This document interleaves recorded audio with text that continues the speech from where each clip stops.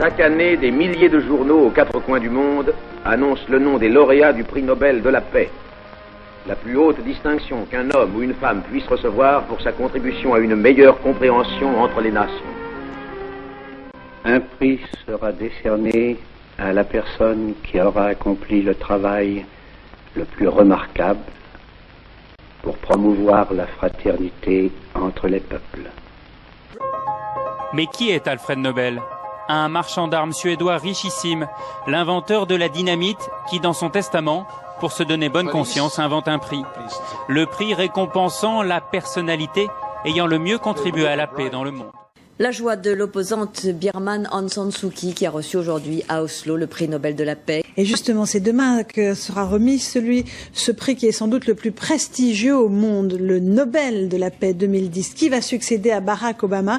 Donc l'Union européenne, prix Nobel de la paix. À l'instant, la première réaction du président de la République, François Hollande. Il dit sa fierté, cela nous engage, dit le chef de l'État, à poursuivre vers une Europe plus unie, plus juste, plus forte et porteuse de paix. La question que curieusement personne ne s'est posée, mais au fait, qui donc attribue le prix Nobel de la paix? Est-ce que ce seraient 600 délégués du monde entier appelés à départager des lauréats? La réponse est non. Est-ce que ce serait, par exemple, 140 professeurs et experts spécialistes de droit international, du droit de la paix, œuvrant pour la paix du monde? La réponse est encore non. Est-ce que ce serait, par hasard, 50 savants émérites qui, en fonction de ce qu'ils estiment être conforme à l'éthique, ou aux droits de l'homme, pour leurs compétences scientifiques ou leurs compétences morales, auraient été sélectionnés? La réponse est encore non. Est-ce que ce serait par hasard 20 militants pacifistes, connus pour leur neutralité, des gens qui auraient appelé, par exemple, à la fin des combats, en Afghanistan ou en Libye ou je ne sais pas où? La réponse est encore non. Alors,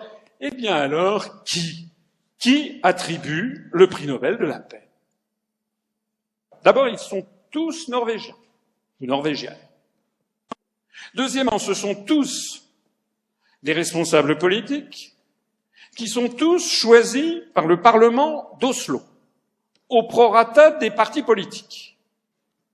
Ce sont 5 personnes ici présentes qui attribuent le prix Nobel de la paix. Dans cette salle qu'on se réunit pour faire la décision sur le prix Nobel de la paix. Alors, le premier, c'est Monsieur Torbjörn Jagland, président du Comité Nobel de la paix, du Comité Nobel depuis 3 ans, ultra-européiste, considéré généralement en Norvège comme un homme stupide, incompétent et fat. Deuxièmement, Madame Kashi Kullmann-Five, femme d'affaires au Comité Nobel depuis 9 ans. Troisièmement, Madame Berit Reiss-Andersen, avocate au Comité Nobel depuis moins d'1 an, n'ayant aucune connaissance en matière internationale. Ensuite, Madame Inger Marie Gitterhorn, pas spécialement compétente. Et puis, on finit le tour de table avec Madame Egot Valle. Elle a été élue parlementaire en 97, elle a été l'une des responsables de l'organisation Nei til EU, c'est-à-dire non à l'Union européenne, non à l'entrée de la Norvège dans l'Union européenne. Elle est représentante des nonistes, dont je vous rappelle qu'ils sont majoritaires dans la population norvégienne.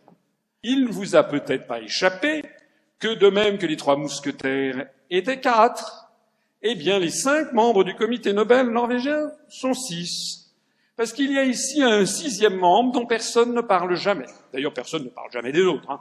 Enfin, c'est quand même... Voilà. Alors, c'est qui, ce 6e membre? Ce 6e membre, dans toutes les photos où se réunit le comité Nobel norvégien de la paix, il y figure en bonne place. Alors, qui est ce monsieur? C'est l'homme de Londres. Il s'appelle Geir Lundestad. C'est un Norvégien également. Il est en fait le directeur de l'Institut Nobel et il est le secrétaire du comité Nobel. En fait, c'est lui qui fait tout le boulot.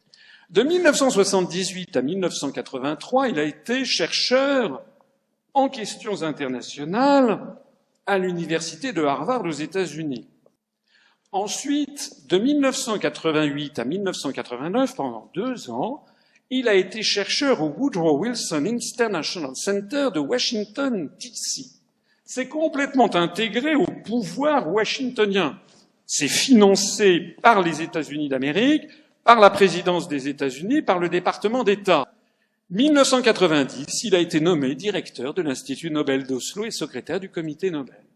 Ici, nous avons det Norske Nobel Institut, le comité Nobel de la paix, qui est dans ce bâtiment, c'est tout près du centre-ville, dans le centre-ville d'Oslo. Et l'ambassade des États-Unis se trouve très exactement distante de 57 mètres.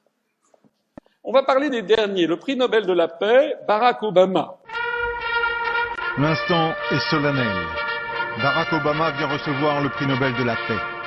L'annonce de l'attribution du prix le 9 octobre dernier au président américain avait provoqué une grande surprise à travers le monde. Plusieurs voix s'étaient élevées pour critiquer la remise du prix à un président qui est au pouvoir depuis à peine un an et qui est engagé dans deux guerres. Il y a 9 jours à peine, Barack Obama a annoncé l'envoi de 30 000 soldats supplémentaires en Afghanistan. Aujourd'hui, dans son discours, il a tenté de justifier son action.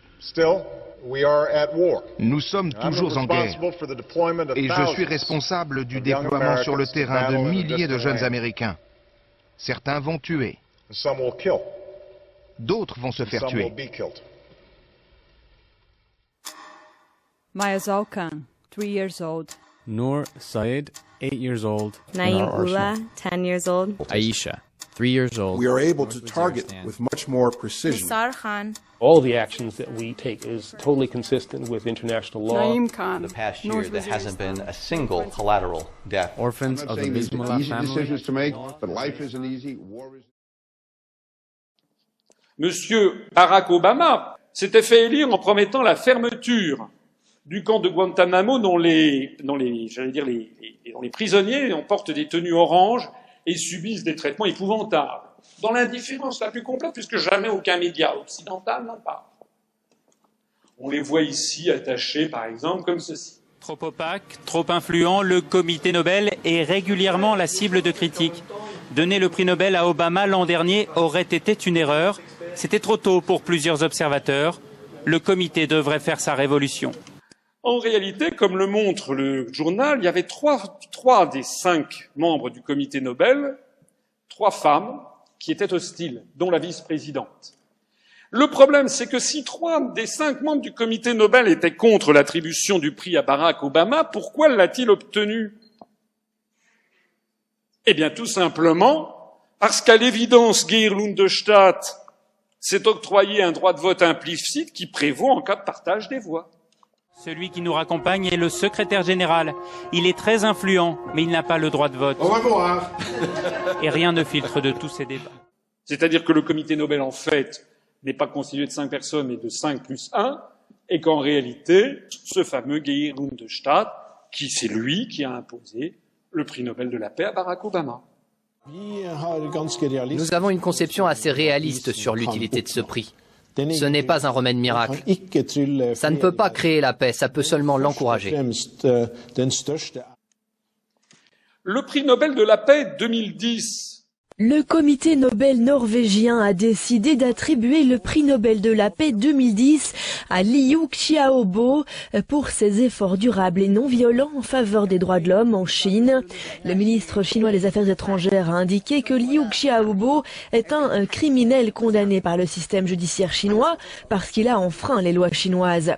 Lui accorder le prix Nobel de la paix est totalement contraire au principe de ce prix et constitue un dévoiement selon lui. Il a commencé à travailler au milieu des années 90 pour le magazine Chine démocratique de Hong Kong, ce qui est vérifié, ce qui est avéré, qui est quand même financé par la National Endowment for Democracy, la fameuse NED, dont les fonds proviennent essentiellement du département d'État américain et qui agit comme l'un des faux-nés de la CIA.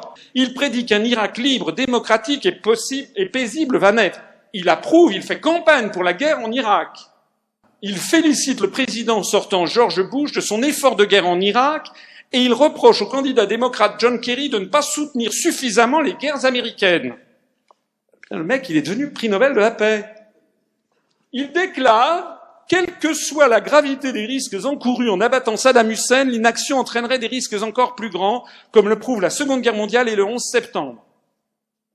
À ses yeux, la guerre contre Saddam Hussein est juste. La décision du président Bush est la bonne.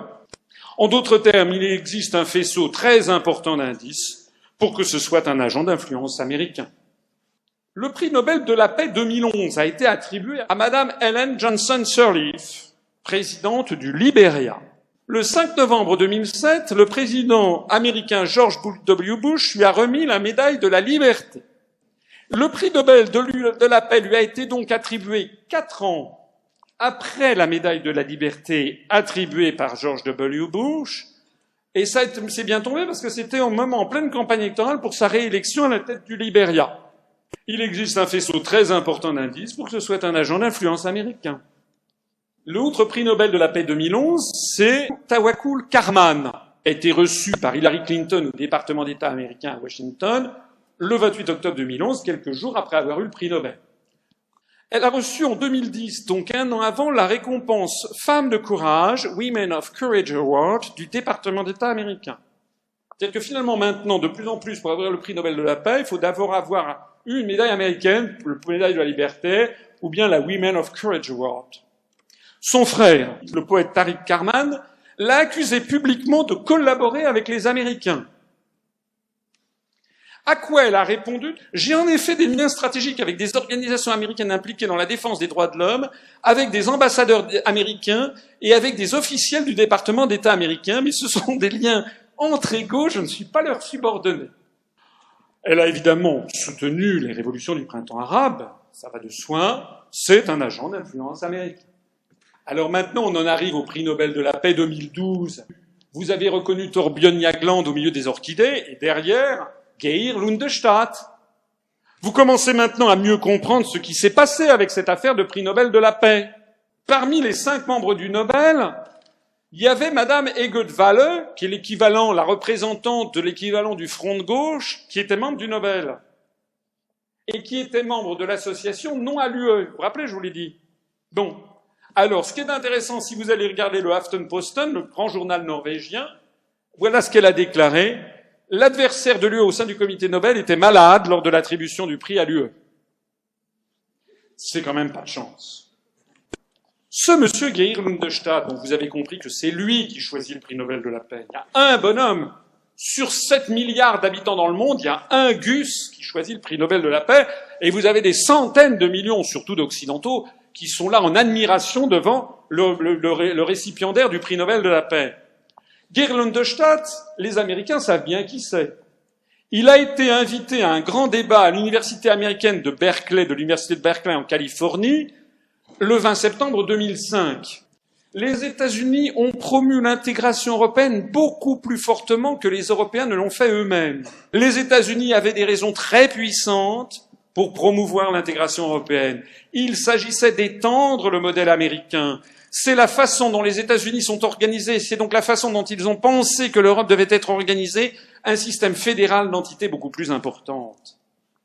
Cette analyse confirme exactement les analyses de l'UPR. La construction européenne a bien été conçue et promue depuis de nombreuses décennies, pour reprendre les termes de Geir Lundestad, par la puissance hégémonique, moi j'ose même pas le dire, pour étendre leur modèle à l'intérieur de leur sphère d'influence, pour le citer.